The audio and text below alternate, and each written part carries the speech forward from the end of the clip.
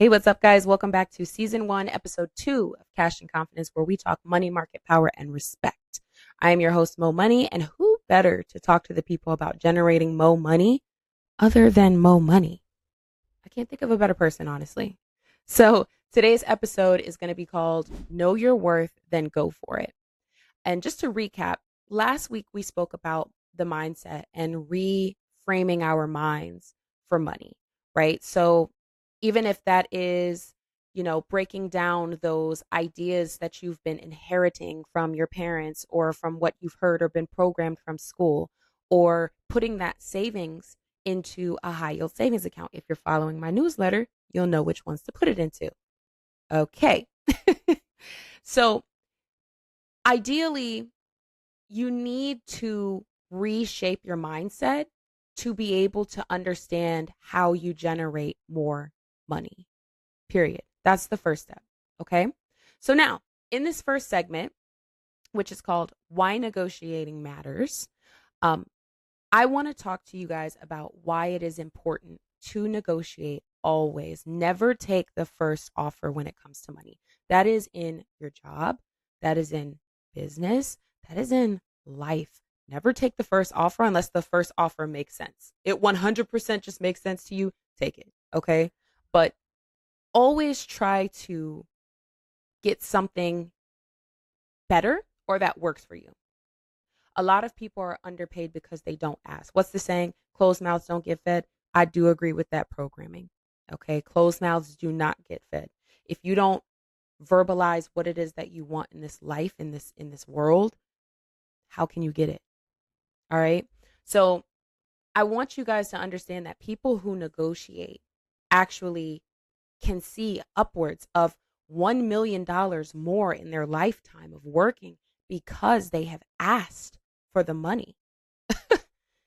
Like, just think about that for a minute. If you had $1 million more in your lifetime, and you're actually doing something good with your money, you can create some serious wealth from that, you know?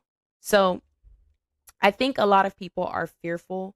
Um, and by fear, I mean FOMO, fear of missing out. You don't want to miss the opportunity that the job is presenting to you, right? So a lot of people are like, I need the money. I have to have it. So they take whatever offer because they can. But guess what? Those companies can sometimes smell the desperation on you and they will take advantage of that. Seriously, some recruiters will take advantage and you'll get into the job for the least value that you can, and then they'll overwork you. How many people have had that? Raise your hand. I can't see y'all hands, but I'm going to assume a couple people are in the building. So, you know, be mindful that you don't have to miss out on opportunities. There's going to be many opportunities for you. And that's, again, where mindset comes in and switching from scarcity to strategy, right? Okay. So now in the next segment, we're going to talk about how to prepare for negotiation.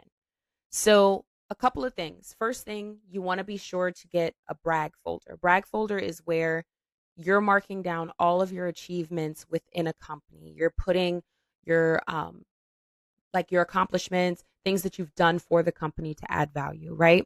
And then the other thing you want to do is look at the market value of your position. So you can look on Glassdoor, you can look on PayScale, you can look on LinkedIn Salary, just being able to compare where you're at versus where the market is at for your position, right? Excuse me. And then what you want to do from there. Sorry, y'all. I have to write stuff down because my brain can only hold but so much. What you want to do from there is practice how you're going to present. Practice your pitch on how you're going to present it to your manager. Listen, here's my accomplishments, or here's my achievements within the company. Here's what the market value is for this current position. I'd like to align my salary to match the market value. And just continue on from there, right? And have that conversation with your manager. I know it can be scary, but you have to be confident and unapologetic. Seriously, you've got to put on your best face. And when you're saying it, say it with assertiveness, but don't be aggressive about it. just say, these are the accomplishments that I've done for the company. I do feel like because the market value is at this rate for this, this is how I would like to be compensated, right? And take it from there. So now, what if they say no? That's the biggest part. A lot of people are fearful. What if they say no? Assess.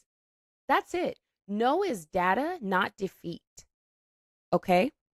Assess if it's time to pivot, or is there any potential that you can grow within the company? If you can grow in the company, then, I would say stay for the company. But if there's no growth and you just got denied for a salary increase, but you feel like your value is not equating to what the market is at, then you might have to pivot. You don't want to be taken advantage of, because here's the thing: corporations are making money.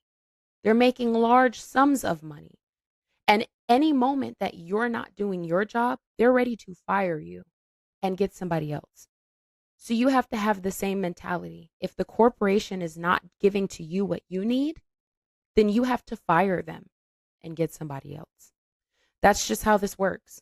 I mean, I know it can be scary, especially when you get comfortable. Like, a lot of people have been at their jobs for years and years. But you have to understand that sometimes pivoting is the best option. And you might have to leave and you might have to start over again. It's hard when we get comfortable, but comfortability can be a hindrance to us most times. All right. So remember that staying professional at your job while you're pivoting is crucial, because you don't want your job to feel like, okay, she's starting to lose touch with her performance, to a place where then they fire you. And while you're sitting here trying to look for a job, you're now fired on top of that. So you're just adding more heat. So stay professional, stay on track with what it is you're supposed to do at your job. And from there, pivot.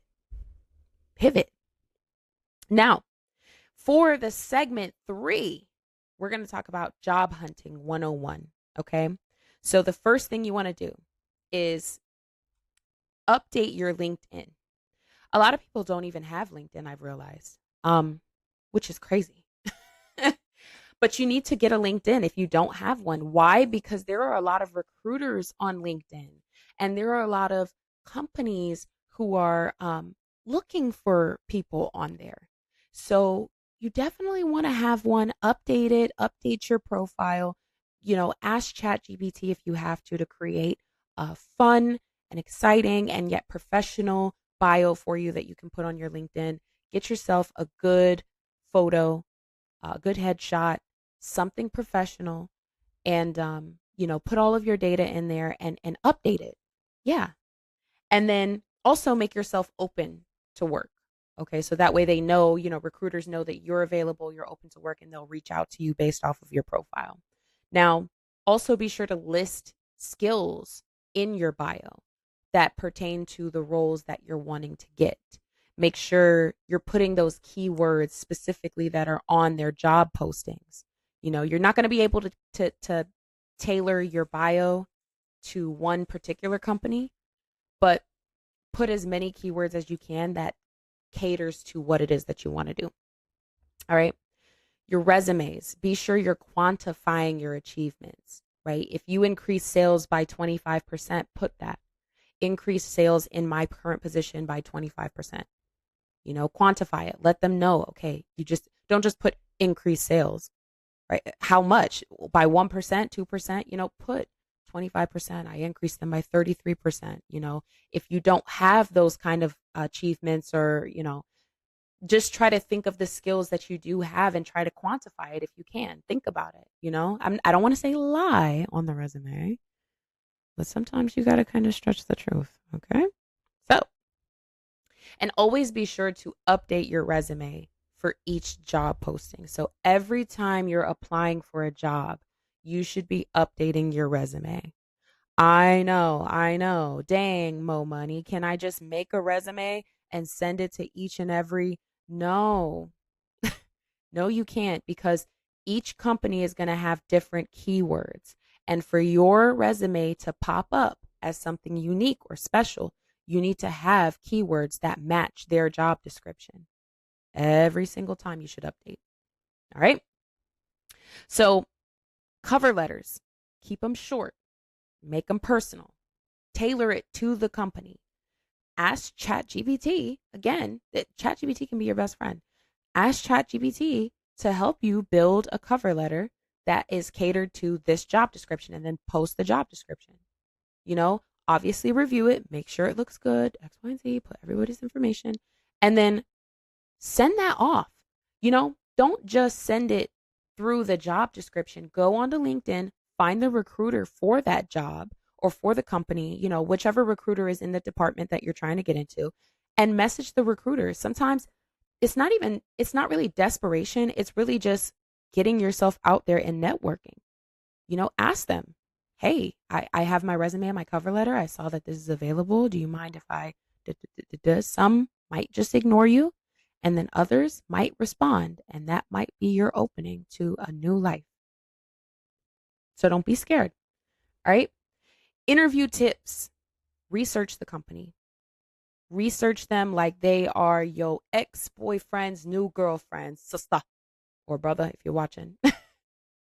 Research the company. That way, when you're going into the interview and they're asking things like, well, why us? Right? You can come back and say, well, based off of the company's missions and goals for X, Y, and Z, I really feel as if they align with my goals. And that would make it easier for me to advocate for this company as well as produce good results. However it is that you want to word that, but look up the company, research them. So that way, when they are asking why us, you have more in-depth details. Another question they might ask is, tell me about a time when, right? Be specific, be personable. When they say, tell me about a time when, don't just say, if they say, tell me about a time when you had to deliver something under high pressure, say something. Don't just say, oh, well, I had to create it and then I had to deliver it. That's okay. Very generic. Say something more along the lines of, first I had to sit with myself, understand what the assignment was, map out a plan of action, and from there I execute, and then mention the ways that you execute. So that way you're making it personable, and you're also showing like, okay, she's just not working off of impulse, but she's actually creating strategies and being strategic. It's like strategic planning and then executing. So, just think about the different ways that you can narrate that, but nonetheless, keep it personable. Don't just give robotic answers. All right. Make sure that you're dressing confident. Make sure your background looks good. They're looking at all of that. Right. And then ask questions. A lot of people leave out of the interview not having asked a singular question. Make sure you're asking pressing questions too. How long have you been with the company, and how do you feel about working here? Or what does a day-to-day look like for this position? Get them to understand that you're looking for this job as much as the job is looking for you too. But like get them to understand that you're not desperate for it. You're just trying to see if you align with it. So that way potentially you all can have a partnership together. Right? You got to kind of think about having a job as like being in business a little bit, right? And understand that you're not begging. You're not like begging to have a job. You're just or you're not even begging to have a salary increase. You're negotiating your value. You're taking your value back. You're knowing your worth, because ultimately they're not going to know your worth. These corporations are not going to see your value or your worth in the way you do. And the only way to know if you can get something more is to ask. And if you can't, pivot and find somewhere else that will. Get somebody else to do it. Like, for me, I know I've had an experience where I did ask, for a raise. I feel like I brought really good value. I work really hard. My work ethic is out of this world. I've always been a hustler, and I don't like to hustle, but sometimes we have to, right? And when I asked, he was like, well, there's not really much in the budget for us to do that. I can tell you we probably won't be able to do that. And I'm like, okay, fair enough. So then I started hearing some buzz that this new company everybody was going to from the company I was at, everybody was leaving from there to go to another company, right? And so someone told me about it, and so I was like, all right, I'm going to give it a try. So I applied and I got the job. I got the job and it paid much more, and then I ultimately ended up getting a raise and getting a promotion within like 6 months. So, which was significantly higher, about $10 more than what I was making at the other job, an hour, that is. So, and then on top of that, I was getting stocks, the RSUs. I was getting good benefits like bonuses, the quarterly bonuses at that. So sometimes if you can't get the negotiation that you want, sometimes you have to pivot. And when you do, don't be afraid to job hop. I know everyone's like, don't job hop, stay at one job, but a lot of people tend to make more money when they job hop. Okay. Understand that you don't have to stay to a job just because you want to look faithful to the job. These jobs are not faithful to you. If you need more money, you have to go where you need more money. Okay. And you can be honest sometimes with the recruiters. Like, listen, I left because X, Y, and Z. Don't go into negative details, but you can say, I found a, higher I wouldn't even say higher salaried opportunity. I might say something like, I found a job where I can utilize my skills more efficiently and be able to feel, you know, more valued within my skills or something like that. Like kind of put it more so on your skills rather than the pay, because then that part might make them feel like, okay, well, she could leave us for pay too. So yeah, focus it more on your skills. Um, and then make sure you're polishing your resume. Make sure you are using that polished resume. Far too often we see people create a resume and do nothing with it. Like, what is the purpose of that? Just create the resume, follow through on what it is you say you're going to do. If you want to get a new job, the only way to do that is to give your resume to people, message people, all those things, right? So now we've talked about why negotiating is important. We've talked about, you know, how to negotiate, job hunting 101. So let's say job hunting is not going so well, which is absolutely something that could happen because this economy is not that great. And then let's say your they said no. What do you do now? Side hustles. So this next segment is going to be all about side hustles.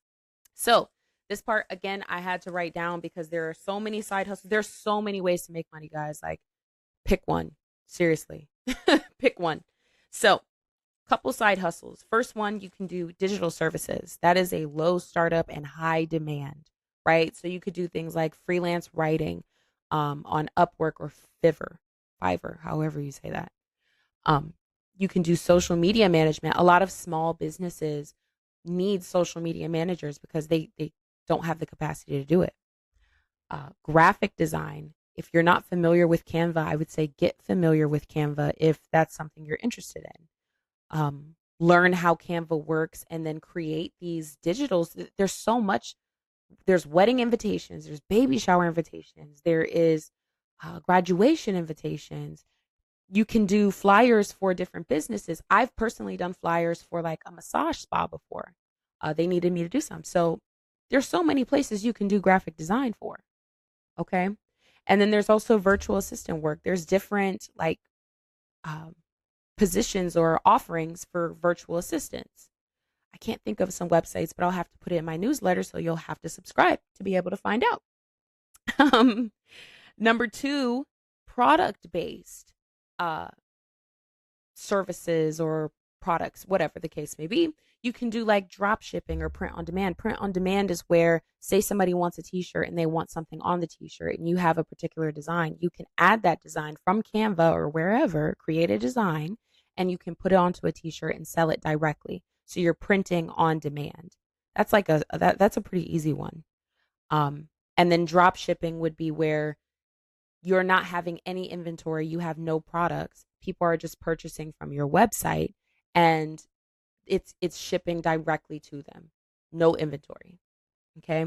There's also making homemade items like earrings, there's candles, there's like t-shirts, cups, so many different things you can make homemade and sell. Be mindful you're going to have to promote. So that is definitely a hustle. Okay? Reselling. You can go to, I've done this, you go to the Goodwill, and specifically one of the like big Goodwills that have the bins in the back. And you can go find a bunch of different products and for maybe like $1, $2, whatever, and you can sell them. It could be clothes, it could be electronics, books, anything. You just resell it. Shoes, if you find good shoes, purses. I went to the Salvation Army before and I found a $9 fossil. It was like a vintage fossil purse. And I sold it for 60 something dollars. And I was like, oh my gosh, that was one of my best ones because I really wasn't selling like high ticket items. But when I found that, I was like, oh, cha-ching. All right. Other thing, passive income. So you can start an ebook, whatever your skill is. If it's finance, talk about finance. If you are a nurse and maybe you want to talk about something that pertains to nursing, I don't know. Anything, whatever your skill is, you can create an ebook for it. Okay? Start a blog or a YouTube channel. That's going to be a long-term play, right? Because it's not just going to be overnight that your YouTube might blow up, but if you remain consistent, you'll start to see results. And the good part about YouTube is it can be everlasting. So 5-10 years from now, people can be watching your video, right? Another one, rent out a room or list a space. If you have a house, like if you're a homeowner and you have an extra room and you're not really doing anything with it, rent it out. There's Airbnb, there's neighborhood.com, Verbo, rent your room out or rent a space in your house out. And that also goes for your car too. If you have a car, you can rent that out on Turo, or if you have like, let's say this is a good play right here. You get yourself a cash car. Okay. Just something you can pay out of cash, drive that around everywhere. And then if you have a nice car, you can rent that car out, on Turo. So that way you have a car that you can just drive around, but you're also making money from your like better car. Now, obviously, people are going to be like, oh, well, the wear and tear on the car. Yeah, but it's making you money. So you can buy a new one later on. Okay. There's also gig jobs, like quick money, but flexible schedules. So we all know DoorDash, Uber Eats, Postmates, Instacart, things like that, Shipped. But I have my reservations on DoorDash. I think they could pay a little bit more, given how much they cost. Like I bought something the other night from Chipotle, and it would have been $29 to have it delivered, but it was only $15 to pick it up. And it's like, where is the other $19 going? If it's not going to the driver, because literally Chipotle is right there. So there's things like Amazon Flex where you deliver for Amazon. That one I think is like really hard to get into, but try it, TaskRabbit or Handy. I've used TaskRabbit. I've become very successful from TaskRabbit. So I did cleaning gigs on TaskRabbit, and I actually had cleaned houses for one particular big name. I don't even know if I should say their name, but I'm going to. It was a Steinbrenner. And I cleaned her house. She was the sweetest lady. She gave such good tips. And I found her through there. I also got my job in finance through a lady that I was helping from TaskRabbit. So it was a great way to network with people. And just be able to get into new positions from there. Because I also, that very lady who I met from there was another lady actually who she had a record label and she wanted me to work for them. So I was working for her for the record label for a couple years. Um, there's also Rover where you can walk dogs, let's say $20 an hour. There's Can Runner, there's Roadie. These are different like little things that you can do on the side. And then I want to also give some business ideas. So, like I said, I had a cleaning business. The best way that I got that to take off was networking, of course. Thumbtack. If you put your business on Thumbtack, you will get people who will come to you, like Airbnb owners will come to you looking for cleaners and stuff. Um, there's also mowing lawns. A lot of people have said that they've mowed lawns before, but that's always going to be a thing, right? People need their grass cut. um, Pressure washing. These might require a little bit of an investment, but use that investment wisely to make more money. If you have pressure washing, buy a pressure washer for a couple $100 or whatever. You can pressure wash people's driveways, right? Or their houses and stuff. I see a lot of dirty houses that probably need that. Um, you could take out people's trash cans. I mean, it's as simple as walking up to people's doors and saying, hey, if I take out your trash cans weekly, would you give me like $20 or whatever to take them out per day? Or maybe not even per day. I don't know. 20 seems like a lot per day, but whatever it is, think of what your value is, and you could take out people's trash cans. They'll pay for that. Trust me. And then learn investing. I actually have some ebooks that are going to come out for Forex, stock, and crypto markets. They're going to be coming out soon, so be sure to stay tuned.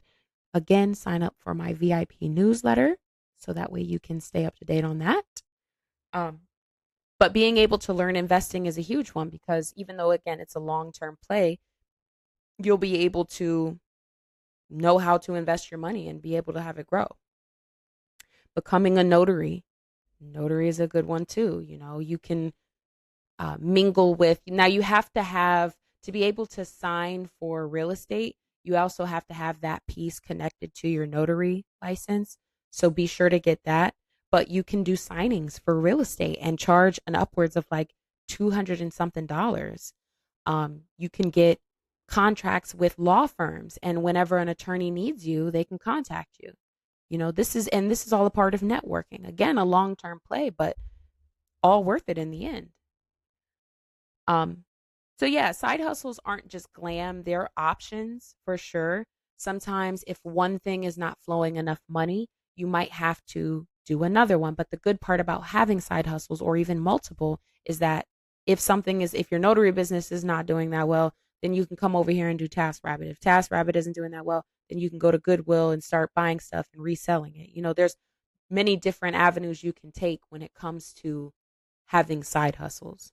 So I'm also going to be sending out 15 side hustles that you can do to the newsletter. Again, be sure to follow the VIP newsletter so that way you do not miss a beat. Yeah, guys, that was a mouthful, but honestly, I'm glad that I was able to do this episode before I talked about credit and debt, because I think in order to leverage credit and debt, you first have to be able to make sure you can pay for it, right? Because even though you're leveraging it, you still have to pay it. Somebody has to pay it, or else you'll mess up your credit. So I think being able to generate more income was super important to talk about. Don't be afraid to ask. Don't be afraid to negotiate. Don't fear missing out on opportunities. Opportunities are flowing to you every single day, always and consistently. And even if they're not flowing in the ways that you want them to, they can. They 100% can. Be delusional. Be delusional with your value. Mark yourself higher than what other people might see you as. Mark yourself higher and acquire the skills to add to that value. So that way you have on paper, this is the skills that I have. This is why I'm worth this. This is my value, and don't listen to what other people say either. Oh, well, don't take that no. Again, no is only data. It's not defeat. Don't take the no as, well, I'm just not worth it. I'm just not going to be able to do it. Well, I might as well just stay here. A lot of times people just stay and they're not happy. If you're not waking up daily and in some kind of capacity, like happy with your life, is it really worth doing that? Whatever it is, it's not going to be worth it unless it brings you joy to some degree. I'm not saying that working at all brings any of us joy, but you should be able to wake up daily and be like, you know what? Today's going to be a great day. And every single day it should be like that. That doesn't mean that jobs aren't going to have a bad day or a bad week. You know, sometimes at my job, I get a little on edge, but I love what I do. I love the people that I work with. And every day I wake up and I'm very blessed and very thankful and very grateful to be able to do what I do, you know? So yeah, that was great, guys. I feel like that was a lot. I'm sorry. I'm a chatterbox. I'm a certified yapper. Okay. But overall, that was today's episode. You know your worth, go for it. And be sure to follow my VIP newsletter because I am going to be sending out very helpful things. Again, I'm going to send out 15 side hustles for you. And I want you, if you have listened so far, I want you to comment either on the podcast or on my YouTube channel or comment somewhere and just say to me, try, learn, pivot, and repeat. Comment that for me. Try, learn, pivot, repeat. All right. If you made it this far. Thank you guys so much for tuning in on this week's episode. And stay tuned for episode 3, where we will actually talk about credit and debt and how to leverage it. All right, guys. I'll catch you guys in the next episode. Namaste.